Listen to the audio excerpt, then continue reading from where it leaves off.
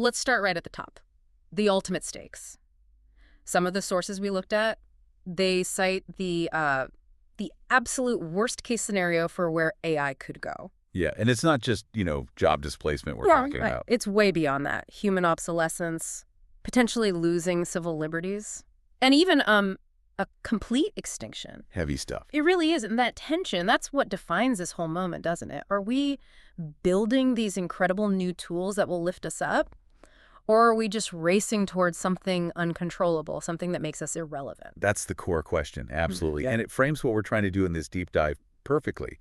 We've gone through that stack of articles and research you gathered. Our mission is basically to pull out the key pieces, the nuggets of insight from this paradox. So first, we'll dig into that really deep philosophical fight, why some top experts are pushing for a global ban on artificial superintelligence. Okay. Then second, we'll pivot to the speed, just the blistering pace of innovation right now, especially the hardware leaps, massive jumps. And finally, we'll bring it back down to earth a bit, a necessary reality check, using a pretty tough medical exam to show where AI still has very real limits today. Okay, let's start with that call for prohibition. It really feels like a flashpoint in the whole AI safety discussion. Definitely. There's this open letter, and it's specifically asking governments, worldwide, to actually prohibit developing artificial superintelligence, ASI. Yeah, and maybe we should quickly define ASI for everyone. Good, the idea. So ASI, it's theoretical intelligence.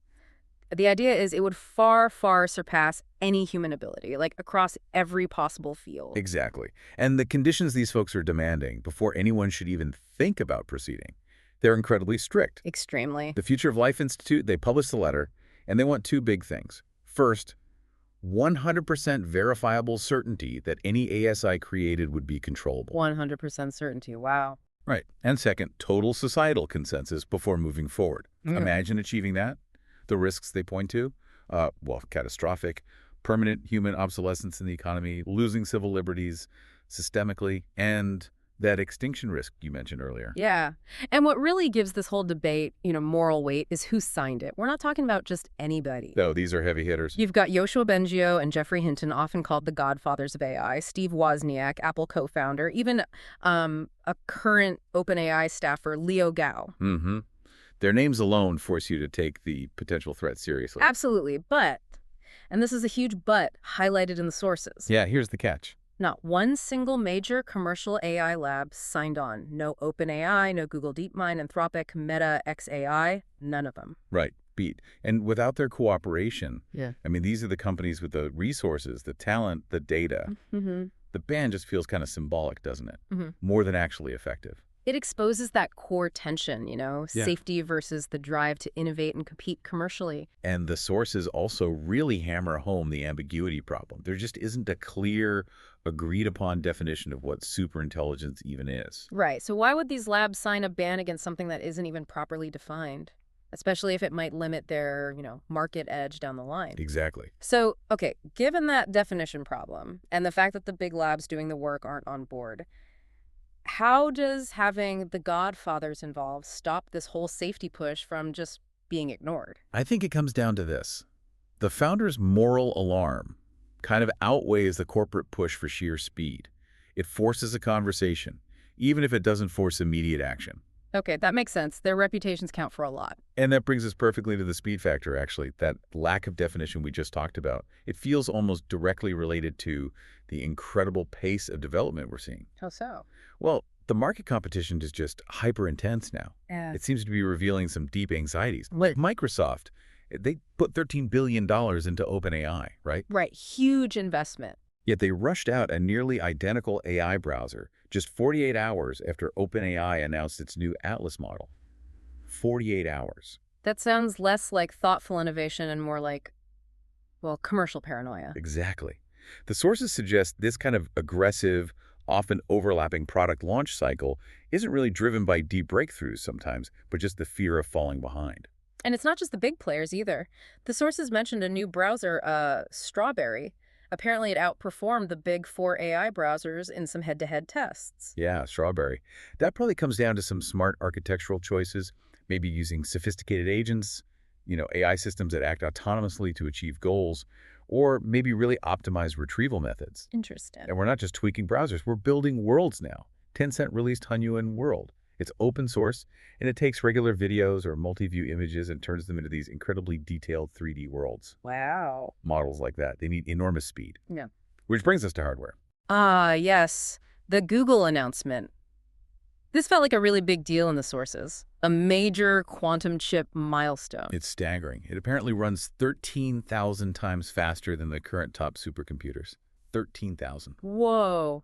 Just take a second to imagine scaling that. That 13,000x speed applied to, say, a billion queries across the globe every single day. Yeah, that kind of leap in acceleration. Yeah. It just fundamentally changes the timeline for everything, solving huge problems maybe, or potentially getting to ASI much faster than we thought. Right. That level of raw computational speed really underpins this whole race, doesn't it? It absolutely does, and the money flooding in reflects that speed too. Found AI, a company that just hosts these big models, they just raised $250 million. The company is valued at over $4 billion now. Incredible. And the human effort matches the capital, apparently. Top researchers at all the big places, working 80, even 100 hours a week. It's an insane pace. Which leads to a question, right? If you look at this speed, the funding, these overlapping launches, are these rapid releases a sign of genuine, deep innovation happening constantly? Or is it more about, unsustainable market pressure just to keep up appearances? Based on the examples like that Microsoft browser relaunch, the evidence seems to lean heavily towards hyper-competitive market pressure, driving these quick, sometimes redundant orders. Yeah, that feels right. Mid-roll sponsor, red placeholder. Okay, let's ground ourselves again. Contrast all that speed and theoretical potential with the practical limits of AI as it exists right now. The sources had some fascinating data on this. Researchers tested ChatGPT against actual orthopedic residents. Yeah, on the OITE core exam, it's a tough, specialized test. And the results? Pretty sobering, actually. A real reality check. Definitely. ChatGPT barely kept up with the first-year residents. That's PGY1, PGY2 level folks. Right. And it significantly underperformed the national averages for all resident levels they tested. The difference was statistically significant, too. And there were a couple of key limitations causing that, right? First, the exam uses a lot of images, x-rays, scans. Which text-based models like ChatGPT still really struggle to interpret in context. They're not visual systems at their core. Exactly. And second, there's that really crucial failure mechanism that tells us a lot about how these large language models actually work. Yeah, explain that bit. It seemed important. So the sources explain they're autoregressive, fancy word, but it just means they predict the next word based on the previous ones, sequentially. Okay. So if the model starts down the wrong path, makes a conceptual mistake early on, it can't really go back and rethink its whole approach like a human doctor might. I see. It just keeps building on the initial error. Pretty much. It compounds the mistake instead of correcting it. That's a really clear boundary of the current tech. It's not how human diagnostic reasoning works. That failure mechanism, that feels like essential knowledge for anyone using these tools, doesn't it? You can't just blindly trust the output. Absolutely critical. But, balancing those limitations, AI still offers huge potential for learning, especially as a teaching tool, a didactic tool. Like that hack mentioned in the sources. Yeah, using AI to organize massive amounts of information, like sorting through endless YouTube videos to create a clear curriculum, or even personalized audio lessons.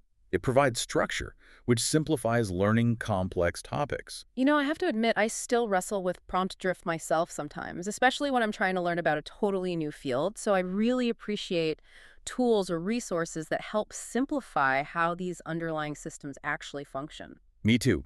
It's easy to get lost. And to get the most out of AI, understanding those foundations is key. The sources actually highlighted 3 core concepts that underpin a lot of the most effective tools now. Okay, let's define those clearly. Sure. First is RAG. That's Retrieval Augmented Generation, where the AI searches trusted knowledge first to find answers. Okay, so it's not just making things up. Right.